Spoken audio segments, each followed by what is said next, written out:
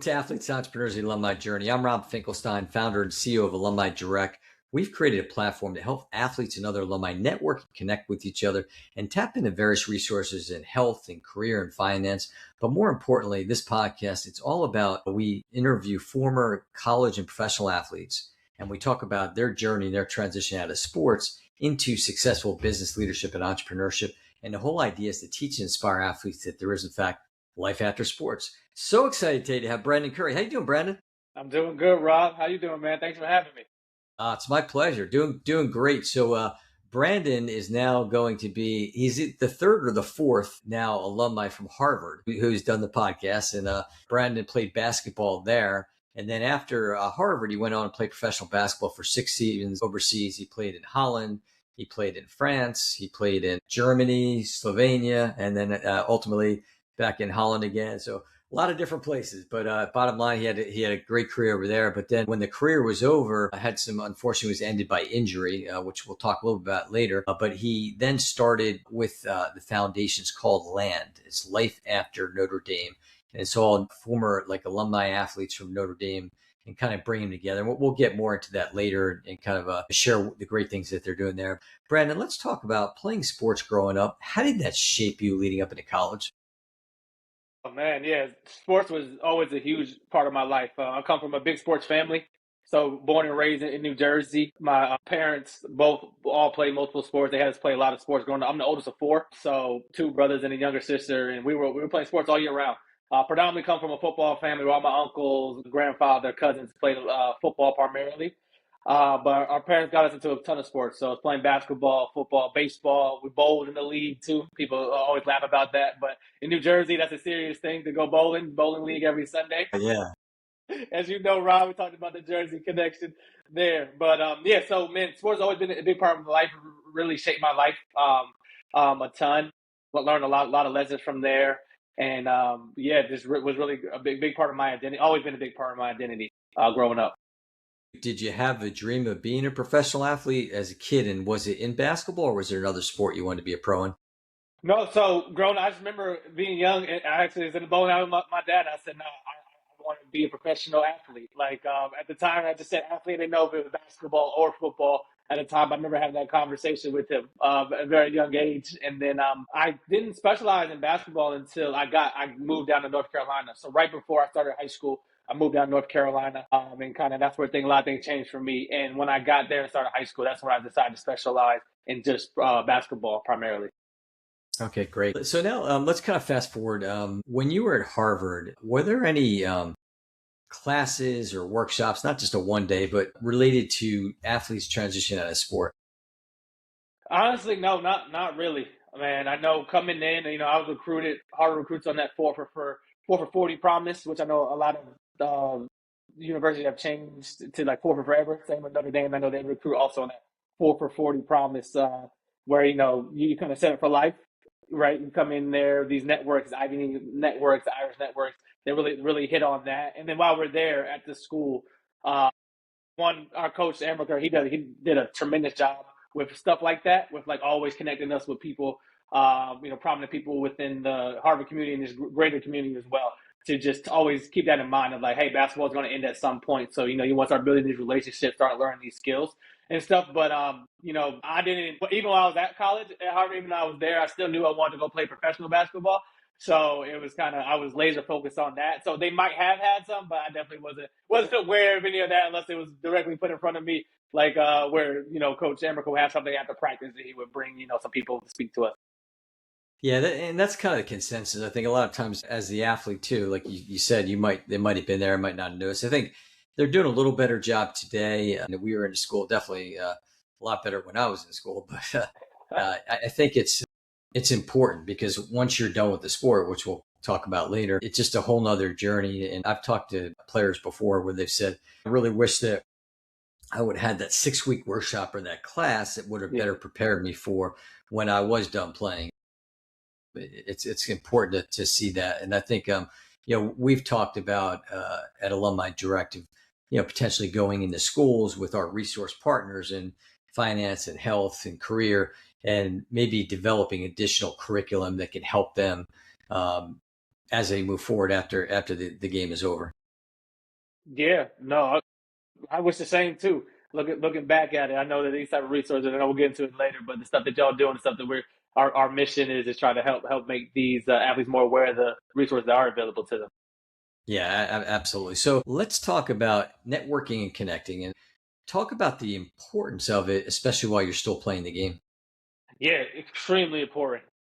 When we do talk to current athletes, when I connect with athletes that are playing now, how we like to say it is that this is when you're the hottest of the market, right? You're playing your sport. This is where for most of us, this is probably like the prime, the biggest that our fame and hype will get is in this time. So you got to capitalize on it. I mean, people love to connect with the players that are playing right now. This is just the reality of it, right? That kind of shine kind of wears off when you graduate and get removed, right? Like some people know me still from the 10 years ago when I played at Harvard and we won some championships, so people recognize you, but it's definitely not the same as when we were there in the tournament. So this is the time like that you should be reaching out, connecting with as many people as possible because this is when they are absolutely going to answer an email or want to get lunch or grab something. So we highly encourage everybody to capitalize on this opportunity right now. Yeah, and I think even going back to when kids are athletes are younger too, like even back in high school, and I always talk about this from kind of teaching networking and doing it the right way is that you never know where your teammates are going to end up, who their parents are, potentially coaches and all that. So be open to starting that at a younger age because I think the younger you do it too, the more it prepares you for your future once you are done playing sports. Absolutely, because it's a skill, right? Just like everything else, just like learning to shoot a basketball, play the football field. It's a learned skill, and the like you said, the sooner you can get used to it, get into the reps and stuff, the better. And it's just relationship building. Everything in the end of the day comes down to relations, right? And I love what you point out because as we get into my story, it's how I got here at Lamb. But you never know where a conversation, a connection will lead to down the future, right? That's why the one thing Coach Amber always talked about is like, hey, the impression you make on somebody, my first impressions, I know it's cliche saying, but it's so true, right? Like that impression is very important because you never know what somebody will remember that, and it could come down later to be something that could be a career changing move for you or something like that. I've definitely seen that in our line of work. Some athletes who have gotten some jobs just because of a conversation they had previous years, right? So incredibly important, and it's like I said, it's a skill, and it's one that we help athletes with. But we definitely have some that come to us and we're helping, and it's like, okay, we gotta teach you how to properly network, connect with others, follow up and do that. So the sooner you can get into that rhythm, the better. Yeah, absolutely. And then what about I've been talking about this a lot on current podcasts, cross networking between sports. And I talk about all the times like athletes have a similar DNA, similar skill set. I mean, we all grew up playing sports and all that. I think there's definitely value to working together with other athletes against different sports. I mean, did you see that much when you were in school as far as interacting with, like, say, the football players and the baseball players and the swimmers and the runners and all that? Yeah, absolutely. Again, yeah, completely agree with you. Think that's a great thing to do. I think what you tend to see and what happened with us is like you kind of started networking with the groups that have the similar schedules as you, right? I know J term, what we call it when everybody was home for the winter break, the winter sports were there together. Like hockey, basketball, of course, and all those. So that's where that happens, and definitely build some good bonds with those guys and girls. Yeah, and so some of them still are professional relationships that I have today and connect with those people. So definitely think it's good idea to get out and connect with other sports, and then also just other people, just the other people within the classes in general, even non-athletes too. The managers, I know something that we talk about is having good relationships with them. I have some great relationships with the former managers of our team. They became some really good friends as well. So I think just like not getting locked in on just like and being staying comfortable with your sports team, but being willing to go outside your comfort zone and connect with other sports and other students in general at your school is definitely highly encouraged. I always talk about, like I do, and I mentioned you offline too, about I typically do a monthly event, podcast event, or a networking event for my podcast guests. And it's just really cool for me to see. I've had wrestlers and handball players and Olympic swimmers and, Major League Baseball players and professional basketball players and football players. And just to see everybody, as an athlete rolling up their sleeve and saying, let's go, how can we help each other with our businesses? Yeah, I think that's the beautiful thing about the athletic community. Honestly, it's just everybody, regardless of which sport you played, everybody's going through the same grind, right? At the same time, like everybody knows what it takes to do that, especially at the collegiate level, pro level. So I think there's a mutual respect among the athletes just for like, hey, I know what you've been through. I know the type of skills and traits it takes, and they recognize that. Yeah, no, that's great. And is there any kind of networking, connecting at the pro level, especially when you're playing over in Europe? I mean, did you see that going on? Yeah, yeah. I think especially overseas, it was nice to see for sure. I know things have changed a lot since I've left as well. But overseas, it's so easy to be caught in just like a bubble because every country is so different with how they operate. And then within the country, even like the multiple different leagues, like one teams operate completely different. It's definitely not like the NBA where it's like really structured, all that stuff. Like you can, when I was in a team in Germany, we weren't a very good team, and like what we were doing and stuff we were handling was completely different than the top teams in the league. So I know as Americans, you can really get it can be tough to be overseas on yourself because it's not that many on a team, right? Some teams have three. The max I've seen is like 5 to 6. So small community, and when you talk about just like contracts, dealing with injuries and all that stuff, I've seen some communities come together to help athletes like really like sound off and get advice on like proper ways to handle this, whether it's the team not paying you, whether it's some difficulties you're running into. The community out there is really tightening up. And where I know one of my friends is working on a project where they're getting all types of input about different teams specifically. So if you're going to go sign with the team in France, you can look up and see like, oh, okay, what were some other athletes' experiences like that? So that's really cool. I think it's really helpful for sure because it can get lonely over there. And there's been some crazy situations. I've been in some, and I've seen my teammates in some where this type of like community is helpful. So it's been great to see that. That's awesome. So let's talk about alumni engagement. Obviously, alumni direct, that's something that's pretty important to us. And we're going to cover a couple areas here. So first off, when you were at Harvard, was there a movement to bring athletes back, and not just not for homecoming games and all, but just to come back and mentor? And I know you talked about Tommy Amaker and the great things he did. I mean, did you see it not only through him, but like other sports trying to bring back alumni athletes? Yeah, I would say our athlete like alumni club, the Harvey Varsity Club, does a great job of like creating a lot of events where people can come back and get together. The community engagement is definitely a big piece for sure. Obviously, a lot of schools, but Harvard for sure definitely has that network, and I think they do a great job of like trying to put that stuff out there. I'm part of my local club here in Charlotte, North Carolina as well. I know that we got a ton of events. I've been able to get out to a few of those. We actually did a joint event with Notre Dame Club too. So yeah, they definitely have a lot of ways for people to get involved. And I think they're doing a pretty good job. We've talked with the AD as well before. I know like that building of even better, community relationship with the alumni, having ways for them to come back is definitely something that they're putting an emphasis on, which is really great to see. Yeah, no, I absolutely. There's so much value there, and I think a lot of times you find it and you hear that kind of the alumni association and the athletics are kind of depending on the size of the school, maybe separate silos. And I know in like Harvard and the Ivy League probably does a better job than a lot of these schools do, but I definitely think that's something that they should do. Now, how about what type of is there any type of alumni engagement from your professional basketball career? As far as bringing alumni there. No, no, that's definitely not a thing overseas. Maybe at some of the big clubs, but no, there's so much change in these overseas clubs because it's just really not like you just don't know what a team's gonna look like from year to year. A lot of teams are not that stable, so some of the teams got completely new ownership, been bought out, completely different. They changed. Some teams have folded that I've seen, like played against and stuff. So I think it's just way too much change for that to happen, really. And that would be, well, maybe not even like the teams bringing back, but like in general of just, there's a lot of former players that have played over in Yeah. Europe. I mean, is there even here, is there some type of, I mean, think about the leagues like maybe the NBA, Major League Baseball, NFL, NHL, they have their different alumni. Is there anything like that overall as a league?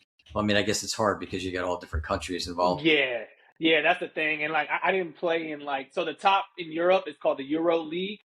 Okay. And so that has like the teams that you see come over to play the NBA teams for time, like Milan, Barcelona, those type of teams that also have the really big soccer teams. That league, maybe they have that, but I didn't play that, so I'm not part of that alumni club. So I honestly wouldn't know. Okay, great. And we're going to get more into it when we talk about land in a little bit, but is there just big picture at land? Is there a movement to try to bring former Notre Dame athletes back in the capacity I was talking about before of just trying to maybe work with the current athletes at the school? Yeah. So at Land, we only work with the former, right? And then, but we do talk to the people who do the career stuff and all that for the currents. We got to meet with the school every other week, and I know that one thing we talk about is how we can just make the experience just a lot more seamless for that. I know that they're pushing to do more to get in front of the current athletes a lot more. There are definitely a lot of mentorship opportunities, shadowing opportunities for micro internships and stuff. They're working heavily on that to start, help getting the community to come back and help the athletes. So that's definitely at the forefront of what they're doing, and we assist that as needed on that basis. Okay, great. So now I don't know if you got a chance to watch or listen to any of the other episodes. I challenged him ahead of time. I said, you got to listen to Harvard guys at least. I always have the two questions that I ask. And yeah, so basically, we're going to play Back to the Future kind of thing, hopping on the DeLorean.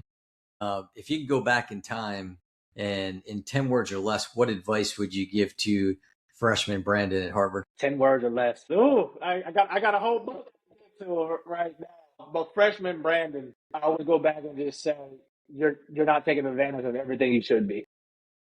Point this on in every facet, whether that was connected with more people, working harder off the court. I definitely didn't think I didn't take full advantage of time there, my time there at Harvard. So that's what I would say to them. It's like cliche, right? When they're like, because I got that advice going in. They're like, hey, like there's a bunch of this. Make sure you take advantage. I remember getting that speech as a freshman as well. Like they kind of encourage us to not get warped in whatever you're into, right? Like that's why they start by grouping us in the Harvard yard first. Like when you come in as a freshman, I'm sure the other Harvard grads have told you, but we all get group. You all get just random assignments into your for your first year, and then after that, that's where you can choose your blocking group and go with your teammates and stuff. But that was a great experience for sure to go in there and just I was with who ended up being the valedictorian of our class, opera singer, a swimmer, and a guy from Europe that was just super cool. Right, so it's a great experience. But I definitely wish I connected more with some others out there. I think once I got into the whole grind of basketball and the social life and all that type of stuff, I you just gravitate to connecting with just a lot of athletes and stuff. But definitely wish I would have done that. And then on the other side, I definitely wish I would worked harder on the court for sure. That was a lesson as I found out how much Jeremy Lin was working, how hard he was working a little bit later on. And then also as I turned pro and put in more work, it was like, dang, okay, I needed way more reps than I thought. And I had access to it. You had 24/7 gym, all that type of stuff right there. And then, when I turned pro, it was like, oh, I got to pay for this. I got to pay for trainers. But I had all that there. So this freshman me, I wish I definitely would have went back and told him, like, you're not taking full advantage of what you should be. There you go. And then what about senior Brandyn? Ooh, senior Brandyn. Would man, right? So this is to my senior year. I didn't know if I was even going to go play. I didn't even go play. So going back and told him, I just would have told him, just to trust in God's plan, honestly, because I had a lot of ups and downs, especially with the injury, which I know we'll talk about for sure. But it's definitely been challenging at times, and just continue to trust into God's plan. And so I just would have just really just repeated that to him, just saying, just no matter what happens, just be sure you trust in God. That's good. Yeah, it's funny. When you answered your first one, it's just to let you know. Every time it's like some people, they're like, if they're prepared because they happen to watch it, boom boom, and they 3 words, 5 words, but it's hard to do. But one of the things that kind of resonates, and you touched on the first one, is just that enjoy the moment. Like people just they get done and they're like, okay, my career might be over if they're not fortunate enough to play professional like you did. And like they feel like, oh my God, I missed out on a lot.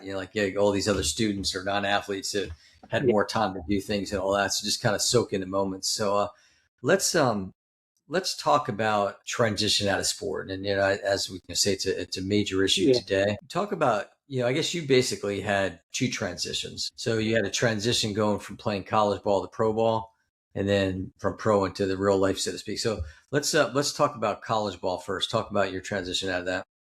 Yeah, my transition was definitely tough to make. Not only did I go to the professional level, which was much tougher, but I also just went to a foreign country. I'll never forget landed. I never drove a stick shift car before. The volunteers picked me up from the airport. They drove me to the gym. They're like, okay. They showed me my apartment, drove me to the gym, and then they were like, okay, here's your car. I was like, oh, I don't know how to drive manual. And then they just like, okay, well, we'll show you real quick. We did a couple laps in the parking lot, and then they're like, okay, well, go ahead and go get home. I just remember stalling out on every roundabout that came up and just being criminal. So it was just like that change on top of also adapting to playing professional level was a little bit tough. But I loved it. Loved every moment of it. Honestly, I'm definitely one that I love to learn new things, try out new experiences. So that was it was a great acclimation period for me. And then honestly, there's just no better thing to get. Honestly, in my opinion, there's to no better thing to getting paid to do what you love. So getting to be a professional player where my whole day was just basketball, just practice, uh, go home, practice, game, all that was great. Definitely took some adjustment to do. I had a rough first start to that season in Holland. Just adjusting to all that, right? Acclimating to different because it's a different style of play overseas compared to college and overseas even compared to NBA. It's just a lot different in some way, like a few different rules. So that took a little bit of adjusting to. But once I did adjust to it, that's where things kind of took off for me. I had a much better year to finish off that year when we won a championship, and I won MVP in the playoffs, and that kind of would set me up to continue climbing up the ranks there. Because honestly, when I took my first offer in Holland, I didn't know if I was going to play. But when my agent was like, "Yeah, no, I'm confident we can get you somewhere," I was like, okay, I'll go try it out for the year, and then we'll see what happens.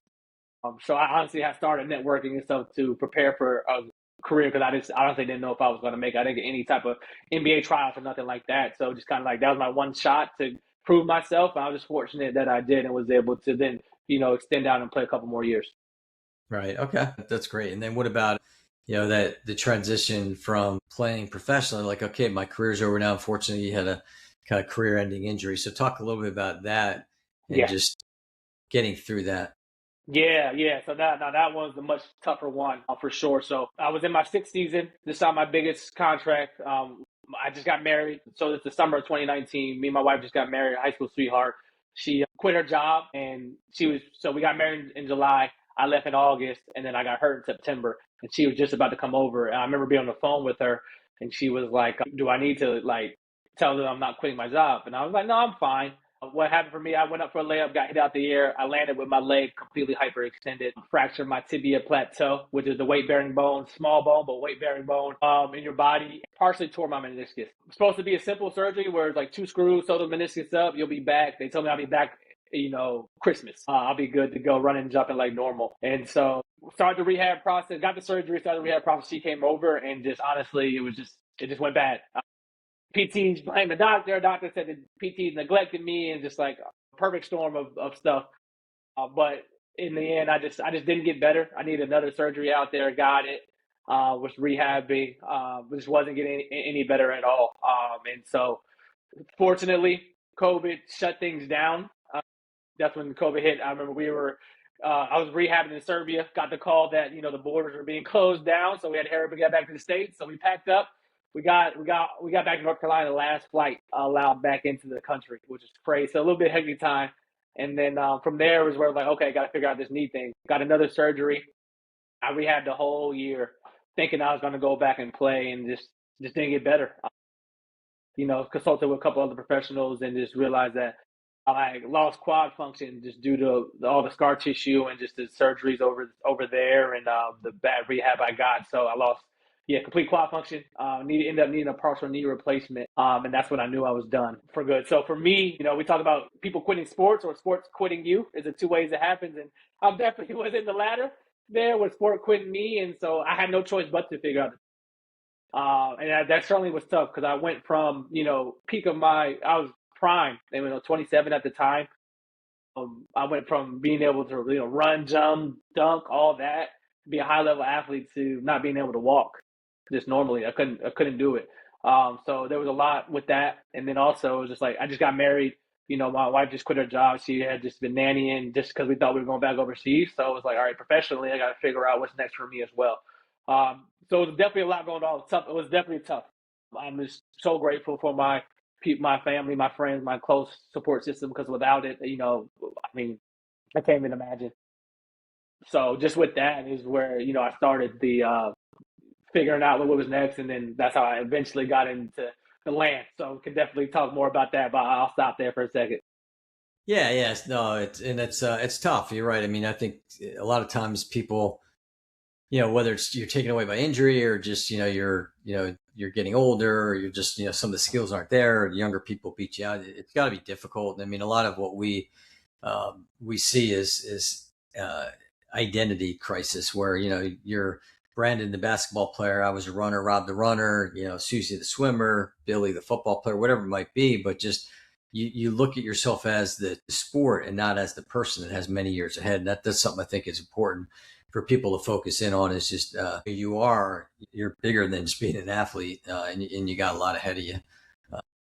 Exactly, and that's the thing. Like, and it's still even tough, even we know that, because even when I was always studying that, like I did remember high school thesis on that, like the average career, if you make it in the pros, it's still not long. You have a full Right. career after, so to your point, you're going to have a long career after. But even with that, it's still tough to not let that become wrapped. It's still hard for you not to get wrapped up in that identity, because I mean that was literally my whole life. My whole career was that. Was doing it every day, even home in the summer. Summers was workout time to get better. So it was like really all I did, and it's definitely hard for people not to just see you as that. Like I was known as Brandon, the professional basketball player overseas. Everybody was asking about how that was all the time. Yeah, I'm sure. And so maybe give a couple of words of advice to athletes as they do transition out of sport.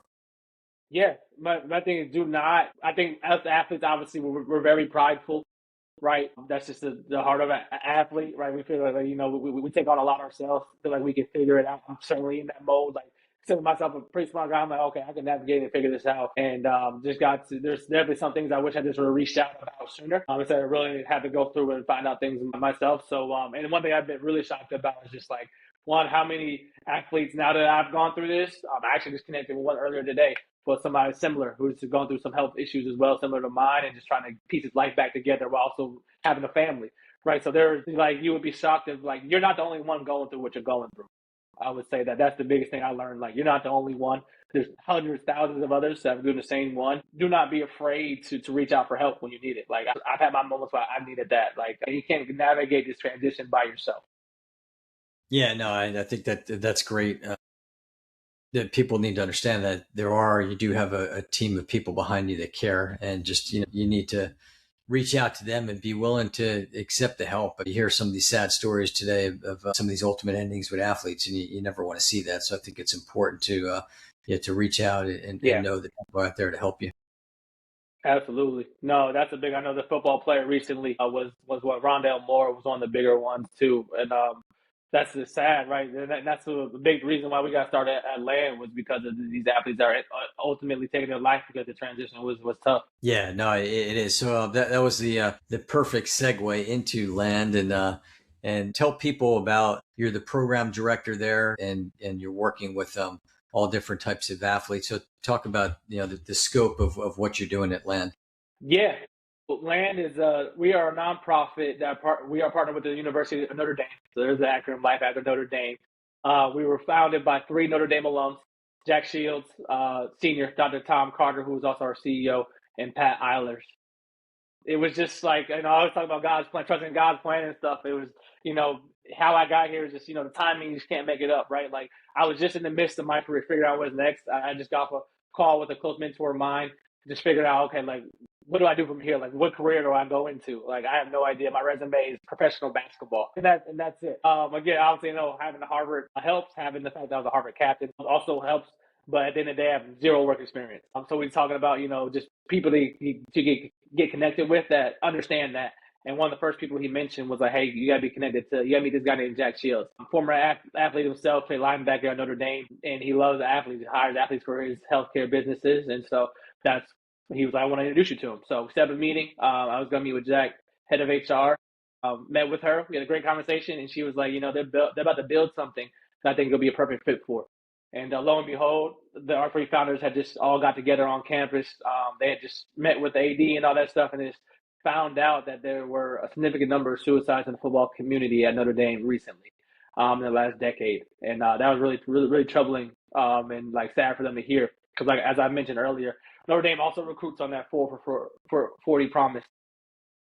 that Harvard does, right? Where these athletes are set up for life. And everybody thinks that, oh, these athletes, oh, they're good, right? Whether you play sports, play college, or, these ones that go to the Ivy League, they go to Notre Dame, like, oh, y'all are good. You have a college degree, you'll be fine. And in reality, that's not true. A lot of athletes are struggling with the transition.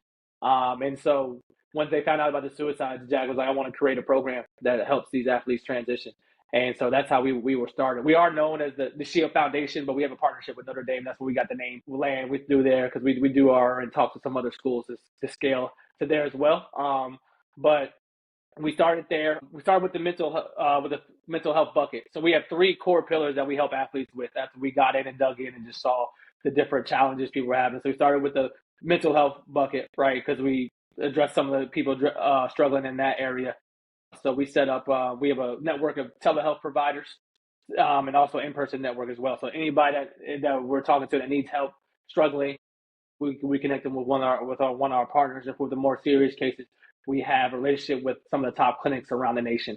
So we can get people in there that need that like heavier, like that detox program, or need to go speak to somebody, psych about something like that. We have those relationships as well, and we're able to help save a lot of people through that. But that's where we started. And then after that, when we got in and just saw like the problem as a whole, right? We saw, wasn't just Notre Dame. Obviously, there's athletes from any college. All these colleges are struggling. You see some of the stories about some of the more notable people have committed suicide from some of these other schools as well. And it's like, okay, there's a big problem here. We start digging into the numbers, see how many athletes transition every year. So over 100,000 athletes transition every single year. Less than 2% of them are going to play pro. Right, those numbers I knew as well. But if you ask the majority of them, they probably raise their hand and think they're going to be the 1%. Right, that's again going back to the athlete mindset. Yeah. I'm going to defy all odds. I am going to be that 1%. And then 70% self-report of struggling with the transition. For different reasons. So it's like, okay, this is a big issue, and it's not one size fits all. So after that, we also set up the physical health pillar as well. So we help athletes like me need to find a doctor somewhere. I was able to find where our partner Select Medical. I found my doctor in North Carolina that would take my case on, because as I found out, it's not most doctors won't even see you if you need a replacement of any kind. Most doctors won't even see you unless you're 50. Just so that's like the stop. They didn't want to hear my story. They didn't want to talk about how I had no quality of life as a 28-year-old. I couldn't walk. They don't, they're just like, no, sorry, I don't see you unless you're 50. So we're able to find my doctor who has handled some cases like mine, and I ended up getting I needed a full knee replacement, and I'm happy to report I'm feeling a lot better, reclaiming my normalcy in my life. So we have that physical health pillar there to help people, no matter where you're located at. We can get you the top rehab, top doctors, and we have a partnership with Stop in Orthopedics locally. The head doc ortho for Notre Dame is also on our board of advisors. And then finally, just the career pillar. That's where I think we help. That's where we help the athletes the most, is in the career pillar. We have ones, we try to help them find a job. Right. At the end of the day, of the hundreds of athletes that we've helped, majority of them have come to us looking for that help in the career, whether that's mock interviews, resumes, making introductions to companies or people in the network. So that's always at the biggest thing on our plate, is connecting with these athletes. I got my colleague as well. She's our career and transition recruiter, Emily. And so me and her work together with these athletes to, ultimately, the goal is ultimately to get them in a new job. And we've been doing really good with the placements there. And that's been a huge area of impact for us. So those are our three main core pillars services that we provide. Now, is it just the young Notre Dame alumni athletes, or does it kind of span, it could be all ages? It could be all ages. We've helped people with 20 years of experience get jobs. We are here for forever for y'all, for the Notre Dame athletes, right? That's what they changed the 4 for 42 to the 4 for forever, and we are that forever part. So no matter when you graduated, no matter how many times, we've helped people get 2 jobs in the same year because they got one, something didn't work out, they want to come back. Like, no, we're definitely, it doesn't matter when you graduated, we help you. We're here whenever somebody needs us. That's great. Because I think that's the problem too, is that sometimes you want to be able to have for all the ages, because you just never know when they might need some help. And so for these alumni athletes to come back and get together, and I would imagine you have just different. Do you have different chapters, or not really necessarily chapters? Or more just about it's the one big group, but in different cities they've got events going on. Yeah. So we definitely try to tie in with the other Notre Dame resources as well, right? So Notre Dame has a big chapters like you're referencing. They have over 200 clubs. They're international as well. So we definitely encourage athletes to join their local chapter, hit the networking events. We are in talks with some of the other chapters, some of the bigger ones, like the Chicago one, to do like a joint career fair type thing. We operate as like the central hub, and then we connect people with the alumni, the chapter, or the company that they specifically want to target. Obviously, getting a lot of these athletes graduating from Notre Dame, Chicago's a hot spot, so that's where a lot of people want to relocate to and go to. So we definitely have a strong network there. But we really try to help athletes, no matter where they are. We're helping an athlete that's in Alaska as well. So we definitely having this central hub and then be able to help anybody where they, regardless of where they are, is huge for us. That's all. It sounds like a great program, and I know we've talked about it offline. And just excited to see more going on with that, and more schools adapting that. So, how can people find you, and how can the Notre Dame alumni athletes find land? Yeah, so people can find me on LinkedIn is probably the best. That's where I know we were joking before. I'm not really active on my other social pages, but LinkedIn is where you can definitely is the best place to reach out to me. Connect. Always checking that, and then land too. Please, you can follow our page on there. You can reach out directly. We have all of our contact information. Email, website. You can just fill out a form if you're a Notre Dame alum. You're seeking our services. There's a quick form on our website. That'll probably be the best way because we just capture some information that we need, and our team will be in touch right away to set up a call with you to talk through kind of your situation, and we come up with a personalized plan for everybody from there. That's great. And then for us, you can find us at alumnidirect.com. You can go to our YouTube channel to see Athletes Entrepreneurs Alumni Journey, or across Spotify and Apple, and listen to it. But I encourage people to, athletes to really, watch and follow these episodes. I mean, every week, I call them the nuggets. Brandon gave some great nuggets today. We want to help. We want to make a difference. And I think, hearing these different stories and seeing the ultimate success, again, it's all about teaching aspire athletes that there's life after sports. So Brandon, thank you so much. It was great having you today. No, thank you so much, Rob. Appreciate you. My pleasure.